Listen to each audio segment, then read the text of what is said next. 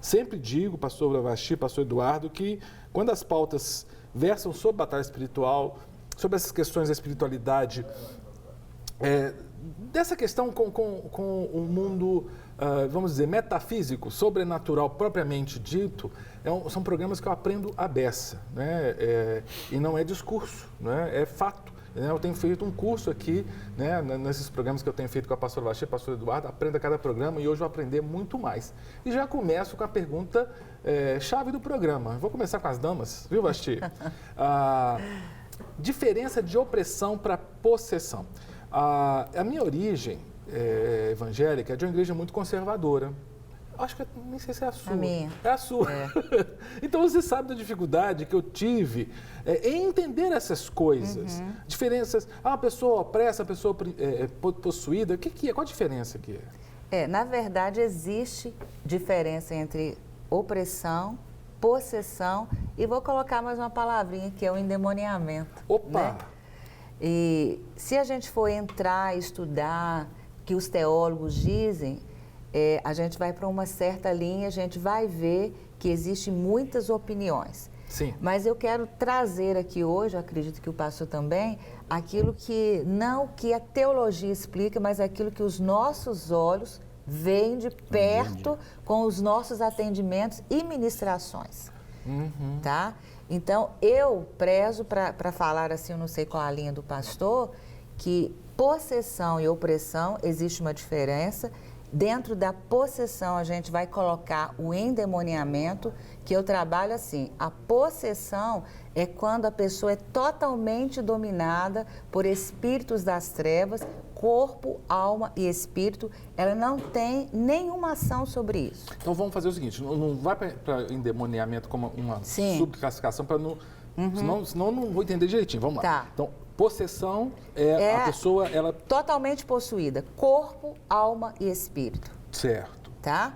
Então, ela não tem nenhum tipo de domínio. Controle. Nenhum controle. Né? A gente vai ver isso muito, Jesus no Novo Testamento, nos Evangelhos, mostrando casos de possessão. Aquele que o espírito foi para os porcos, era um caso? Exatamente. Tem o Gadareno. Endemoniado Gadareno. Gadareno, né? A gente vai ver isso aí. A pessoa ela não tem nenhuma noção. E quando ela foi liberta, né, que o demônio foi embora, ela provavelmente ela não vai se lembrar de nada. Porque ela foi dominada e tudo. Totalmente. Às vezes ela vai quebrar uma casa inteira não lembra. E ela não vai lembrar disso. E a opressão? A opressão, eu vejo assim, a opressão é comprimir com violência, tá? No original, no hebraico, opressão é alma dilacerada, ou seja, sentimentos, emoções, vontade e mente totalmente quebrado e destruído, porque ela vem de fora para dentro. A possessão, a pessoa foi totalmente dominada por dentro, ela não tem controle. A opressão, que é aquela pressão esmagadora, que as pessoas estão se sentindo achatadas, é externo. Por exemplo, o caso aí, o pastor Eduardo, eu acho que você concorda com a Vasti. Pode ter gente que está assistindo a gente agora, se essa pessoa está possuída, ela nem está entendendo o que a gente está falando. Não, ela vai ficar com muita raiva. Vai ficar com raiva. Agora, ela pode estar sendo oprimida. Provavelmente não vai estar assistindo o programa. Com certeza. Ou vai quebrar a televisão. Ou vai quebrar. Né? Agora, ela pode estar vendo, a gente está sentindo opressão. Isso. Assim, para ficar claro, né, a possessão é o ato de possuir, de dominar, né? A opressão, eu entendo, e a pastora falou muito bem, a gente esquece essa questão de teologia e vai para os atendimentos do dia a dia e a gente acaba criando conceitos próprios na luz da palavra, mas em cima daquilo que a gente, da nossa experiência. Então, a opressão é o sugestionamento, né? A opressão é isso mesmo, vem do espremer, de oprimir, de espremer, né? O que acontece? A opressão espiritual é o sugestionamento, ele sugestiona, ele não está na pessoa, ele está de fora, então ele fica oprimindo, ele sugestiona, ele convence, ele induz e ele espreme, ele espreme a pessoa, a definição é essa, ele espreme a pessoa de tal forma que a pessoa vai fazer aquilo que ele deseja, ele não estando conduzindo internamente. Mas vem cá, por exemplo, várias vezes já aconteceu comigo, e aí não tem problema abrir meu coração, porque foi uma situação que eu não tive controle, mas que eu me senti tão pressionado, de madrugada, por exemplo.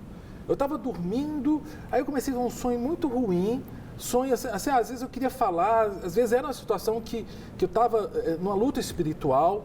Aí eu acordava, sabe? Preso, sentindo pressionado. Isso aí é opressão? outra coisa. É outro tipo de opressão. Uma opressão, não é outra. É outra coisa. Aí é uma visita de espíritos humanos para quem faz viagem astral que te visitou. Você conseguiu ficar ali quando você chamou Jesus na sua mente, até conseguir liberar da sua voz Jesus. Sai em nome de Jesus. Aí você ficou livre. Entendeu? Então você teve uma visita de espírito humano. Mas isso pressiona a gente. Pressiona, claro. Para mim, eu julgo assim, na minha vida pessoal, é a parte da libertação mais terrível que existe. É quando você acorda e que você está sentindo isso. Que você está todo preso, você não fala, você não move, né? E você começa na sua mente a clamar por Jesus, até que você fique livre. São várias situações. Eu tive uma experiência pessoal semelhante à sua. No meu caso, foi um demônio. Eu estava dormindo, ele se pôs sobre mim e ele sugou meu ar. Quando me faltou ar, que eu abri os olhos, que eu vi, aí eu repreendi, ele fugiu. Ali tinha uma batalha espiritual. Mas você conseguiu verbalizar, soltar a voz ou você repreendeu? Consegui. Eu primeiro perdi o ar. Eu só acordei porque eu perdi o ar. Quando eu abri os olhos, que eu vi, eu o repreendi, aí ele fugiu. Mas você viu? Vi. É a vantagem de quem tem a visão. Aí o que acontece? Mas ali tinha um sentido. Tinha uma visitação por uma batalha espiritual. Tinha algo dele ali. Tinha um ponto de contato. Tinha um ponto de contato ali. Eu tô ficando bom nesse tinha um ponto de negócio. contato ali, e ali, aquele ponto de contato não poderia estar, e aí é que manifesta a legalidade.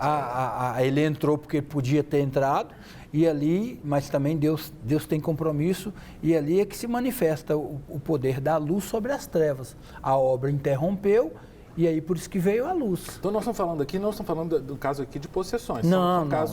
De... É uma opressão diferentemente dessa que a gente está abordando aqui, dentro do contexto de opressão e possessão. Mas, por exemplo, a pessoa pode caminhar para a depressão por causa de opressão? Pode.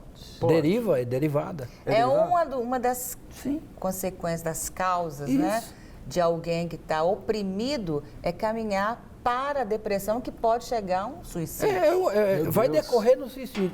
Eu defendo a tese, eu acredito que a pastora Vasti também, que 99,9% dos suicídios são originários numa opressão. Porque uma pessoa ter coragem de tirar a sua própria vida, ela é induzida, ela é conduzida, ela é levada. Não é de uma hora para outra. Ela é levada. Sim. É maquinamente, ele vai trabalhando até... Quer dizer, não foi um demônio que tomou conta do corpo da pessoa e levou ao suicídio. Você quer um exemplo? Ele vai sugestionando, igual você falou. Você quer um exemplo bíblico? Judas. Judas, quando traiu Jesus, a Bíblia fala claramente que Satanás entrou em Judas. Isso. Aí ele traiu. Aí foi possessão. É uma forma de possessão, o diabo possuiu, mas não houve aquelas. Não ocorreu a manifestação demoníaca. É diferente. Uma coisa é possessão, outra coisa é manifestação demoníaca. Porque ele pode ficar escondido. Sim, lá. fica lá. Tá. Então ele entrou e fez com que Judas traísse Jesus, o Filho de Deus. Tá. Posteriormente, Judas se arrepende, tem o fato de ele jogar as moedas no chão, e ele saiu para se suicidar, ele suicidou.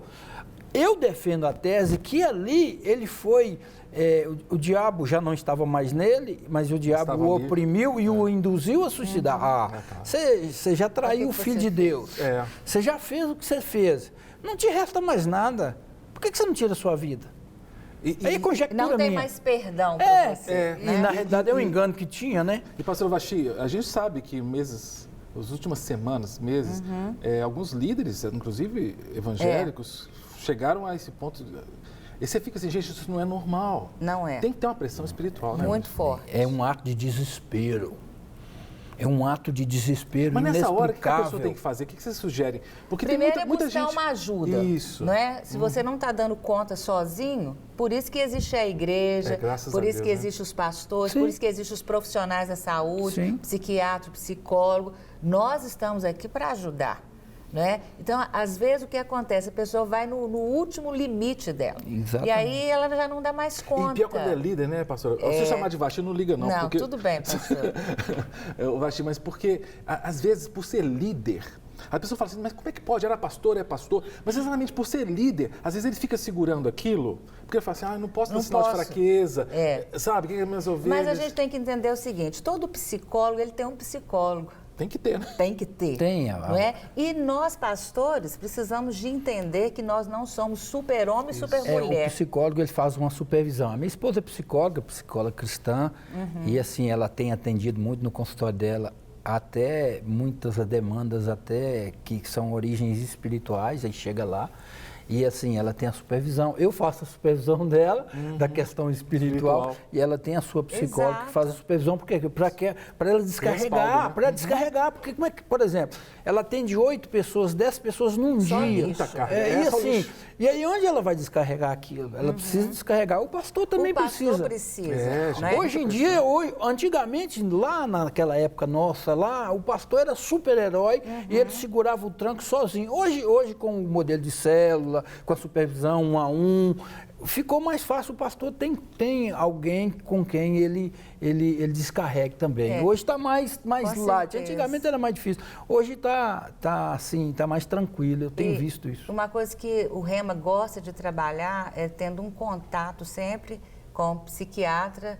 A gente sempre encaminha, né, as pessoas. Existem tantos outros, mas a gente caminha para o doutor Ismael, para o doutor Cristiano. Central, né? Ismael. São pessoas muito próximas a nós, né? Não que desfazendo de outros, mas que são as pessoas que nós temos, né, acesso. E alguns psicólogos.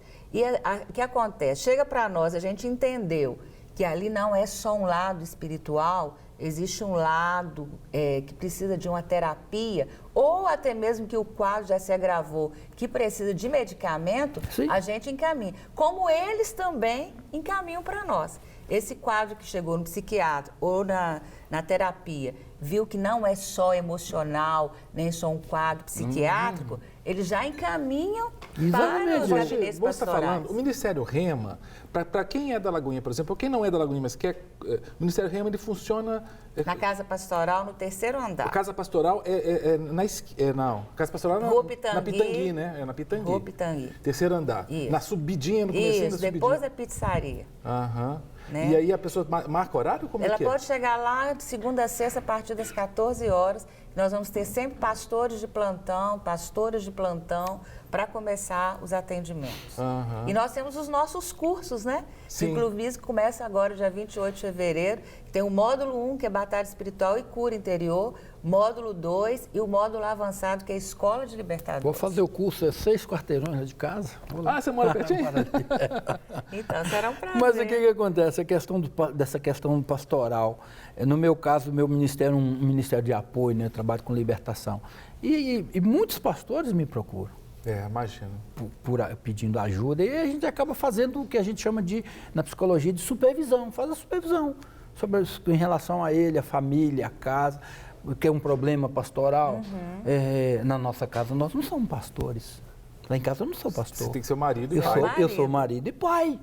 Então, é diferente da igreja. O ministério pastoral dentro de casa é mais difícil. Então, às vezes, as pessoas enfrentam problema porque o filho quer discutir de igual para igual. Outro problema, Deus não tem neto, Deus só tem filho. Relacionamento tem que ser. Entendeu? Então, assim, essas coisas, e nós somos humanos, e nos causa, assim, nos afeta. Por isso que vale a pena a gente aproveitar essa oportunidade para pastores e líderes que estão nos ouvindo, não se envergonhar. Exatamente. Né? E não se desnudar. Procure aquela pessoa que você vai confiar. Exatamente. Não é? Que você tem acesso, que vai continuar te vendo como homem e mulher de Deus. Perfeito, que é o que você é. É porque a gente sabe separar isso. E a Bíblia fala que nós arrependemos dos nossos pecados para sermos perdoados, e os confessamos para sermos curados. E às vezes você precisa confessar um pecado. Sim. E um pastor confessar um pecado, ele precisa procurar alguém. Uma relação de confiança. De sua confiança. E para ele ser curado.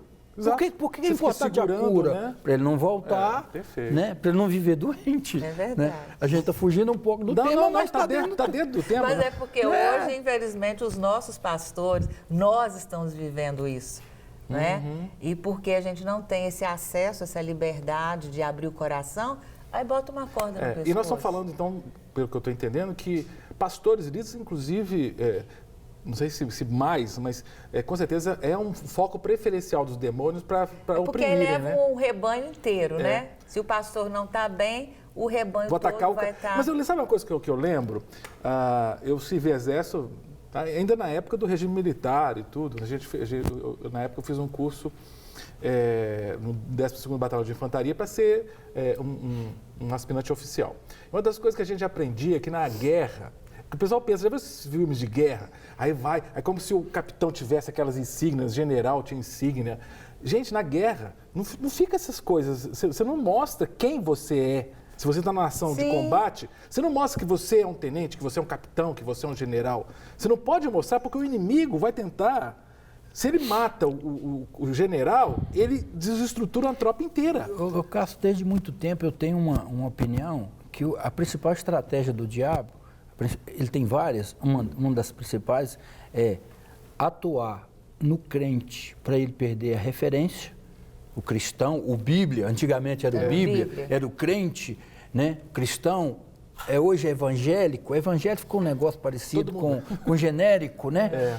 Para ele perder a referência, perder a originalidade, trabalha nas crianças, na origem. Lá a criança com 3, 4 anos já opressa, já oprimida por uma série de mundanismo. E para que ele não seja uma brasa na mão de Deus, certo? E o ministério pastoral, desacreditar o ministério pastoral.